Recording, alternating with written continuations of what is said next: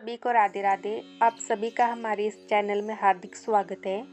आज की इस वीडियो में हम आपको माघ मास में पड़ने वाली जया एकादशी के बारे में बताएंगे और उसकी कथा को आपको सुनाएंगे। उससे पहले हम आपको ये बता दें कि हिंदू धर्म में जया एकादशी व्रत बेहद शुभ फलदायी माना जाता है। कहते हैं कि जो भी व्यक्ति इस दिन सच्चे मन से भगवान विष्णु की आराधना करता है उसके सारे सपने पूरे हो जाते हैं। यहाँ तक कि साल में आने वाली 24 एकादशी तिथियों में से जया एकादशी का सबसे ज़्यादा महत्व माना जाता है। आपको बता दें कि माघ माह की शुक्ल पक्ष की एकादशी तिथि 7 फरवरी को रात 9:26 पर होगी। वहीं जया एकादशी का समापन 8 फरवरी को रात 8:15 पर होगा। सनातन धर्म में सूर्योदय से तिथि की गणना की जाती है, इसीलिए 8 फरवरी को जया एकादशी मनाई जाएगी। जया एकादशी माघ मास की शुक्ल पक्ष की एकादशी तिथि को मनाई जाती है। इसे विशेष रूप से भगवान विष्णु को समर्पित किया जाता है और इस व्रत को करने से व्यक्ति को समस्त पापों से मुक्ति मिलती है। शास्त्रों में जया एकादशी का विशेष महत्व है, जैसे कि पद्म पुराण में जया एकादशी का विशेष उल्लेख मिलता है। इसमें बताया गया है कि ये एकादशी समस्त पापों को हरने वाली होती है। जो भक्त इस व्रत को श्रद्धा और भक्ति के साथ करते हैं उन्हें मृत्यु के बाद मोक्ष की प्राप्ति होती है। इस दिन व्रत रखने से व्यक्ति के समस्त पाप कर्म समाप्त हो जाते हैं और वे सांसारिक कष्टों से मुक्त होकर भगवान विष्णु की कृपा प्राप्त करता है। इस व्रत को करने से पुण्य की प्राप्ति होती है और जीवन में सुख समृद्धि आती है। मान्यता है कि ये एकादशी व्रत व्यक्ति को भूत प्रेत और पिशाच योनि से मुक्त कर मोक्ष प्रदान करने में सहायक होता है। जो भी श्रद्धालु इस दिन सच्चे मन से भगवान विष्णु की उपासना करते हैं उन्हें वैकुंठ प्राप्ति का आशीर्वाद मिलता है। आपको इस दिन सुबह जल्दी उठकर स्नान कर लेना चाहिए और स्वच्छ वस्त्र धारण कर लेने चाहिए। पूजा स्थान को गंगा जल से शुद्ध कर भगवान विष्णु की प्रतिमा को पीले वस्त्र अर्पित करें। पंचामृत से भगवान का अभिषेक करें और फिर चंदन, तुलसी दल, धूप, दीप, पुष्प, फल और नैवेद्य अर्पित करें। भगवान विष्णु के साथ माता लक्ष्मी की भी विधिवत पूजा करें। इसके बाद एकादशी व्रत की कथा का श्रवण करें और श्री विष्णु सहस्त्र नाम या भगवत गीता का पाठ भी कर सकते हैं। इस दिन रात्रि जागरण कर भगवान विष्णु के भजन कीर्तन करने का विशेष महत्व होता है। अगले दिन द्वादशी तिथि को व्रत का पारण करें और ब्राह्मणों को दान दक्षिणा देकर भोजन कराएं। व्रत का पारण अगले दिन 9 फरवरी रविवार की प्रातः किया जाएगा। अब मैं आपको जया एकादशी व्रत कथा सुनाऊंगी, जो इस प्रकार है।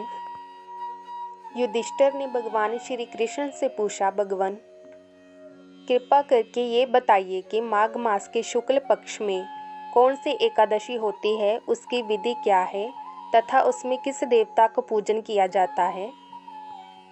भगवान श्री कृष्ण बोले, राजेंद्र, माघ मास के शुक्ल पक्ष में जो एकादशी होती है उसका नाम जया है।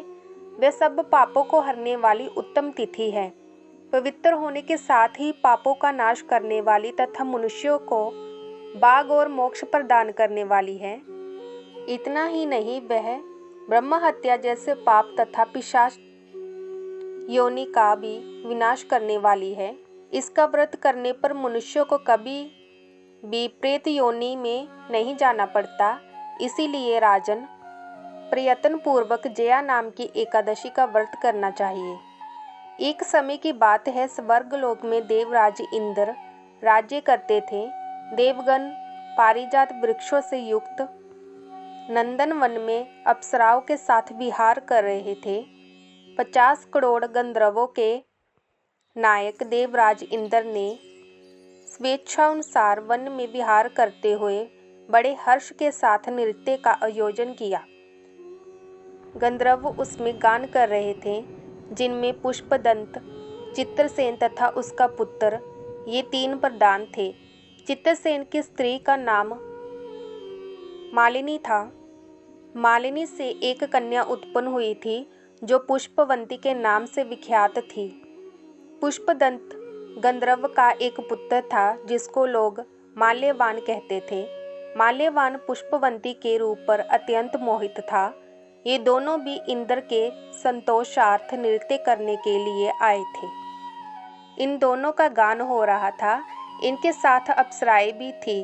परस्पर अनुराग के अनुसार ये दोनों मोह के वशीभूत हो गए। चित्त में भ्रांति आ गई, इसीलिए वे शुद्ध गान ना गा सके। कभी ताल भंग हो जाता था तो कभी गीत बंद हो जाता था। इंद्र ने इस प्रमाद पर विचार किया और इसे अपना अपमान समझकर वे कुपित हो गए।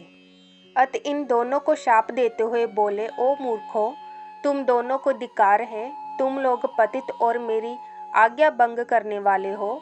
अत पति पत्नी के रूप में रहते हो, तुम पिशाच हो जाओ।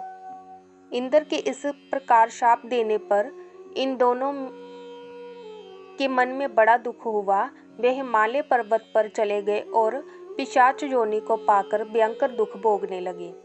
शारीरिक पातक से उत्पन्न ताप से पीड़ित होकर दोनों ही पर्वत की कंदराओं में विचरते रहते थे।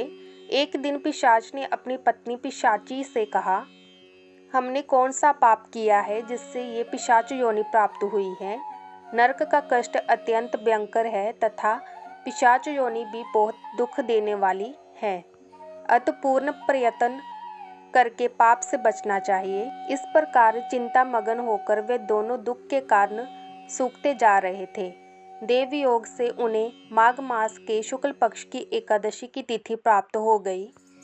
जया नाम से विख्यात वह तिथि सब तिथियों में उत्तम है।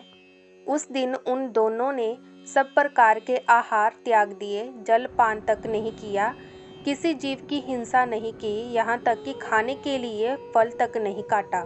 निरंतर दुख से युक्त होकर वे एक पीपल के समीप बैठे रहे। सूर्यास्त हो गया। उनके प्राण हर लेने वाली भयंकर रात्रि उपस्थित हुई। उन्हें नींद नहीं आई। वे रति या और कोई सुख भी नहीं पा सके। सूर्योदय हुआ। द्वादशी का दिन आया। इस प्रकार उस पिशाच दंपति के द्वारा जया के उत्तम व्रत का पालन हो गया। उन्होंने रात में जागरण भी किया था। उस व्रत के प्रभाव से तथा भगवान विष्णु की शक्ति से उन दोनों का पिशाच तव दूर हो गया। पुष्पवंती और माल्यवान अपने पूर्व रूप में आ गए। उनके हृदय में वही पुराना स्नेह उमड़ रहा था। उनके शरीर पर पहले जैसे ही अलंकार शोभा पा रहे थे। वे दोनों मनोहर रूप धारण करके विमान पर बैठे और स्वर्गलोक में चले गए। वहां देवराज इंद्र के सामने जाकर दोनों ने बड़ी प्रसन्नता के साथ उन्हें प्रणाम किया। उन्हें इस रूप में उपस्थित देखकर इंद्र को बड़ा विस्मय हुआ। उन्होंने पूछा, बताओ किस पुण्य के प्रभाव से तुम दोनों का पिशाच तव दूर हुआ है। तुम मेरे शाप को प्राप्त हो चुके थे, फिर किस देवता ने तुम्हें उससे छुटकारा दिलवाया है। माल्यवान बोला, स्वामिन, भगवान वासुदेव की कृपा तथा जया नामक एकादशी के व्रत से हमारा पिशाच तव दूर हुआ है। इंद्र ने कहा, तो अब तुम दोनों मेरे कहने से सुधा पान करो। जो लोग एकादशी के व्रत में तत्पर और भगवान श्री कृष्ण के शरणागत होते हैं वे हमारे भी पूजनीय होते हैं। भगवान श्री कृष्ण कहते हैं, राजन, इस कारण एकादशी का व्रत करना चाहिए। नृपश्रेष्ठ, जया ब्रह्मा हत्या का पाप भी दूर करने वाली है। जिसने जया का व्रत किया है उसने सब प्रकार के दान दे दिए और संपूर्ण यज्ञों का अनुष्ठान कर लिया। इस महात्म्य के पढ़ने और सुनने से अग्निष्टोम यज्ञ का फल मिलता है। भगवान श्री हरि नारायण की जय। माता लक्ष्मी की जय।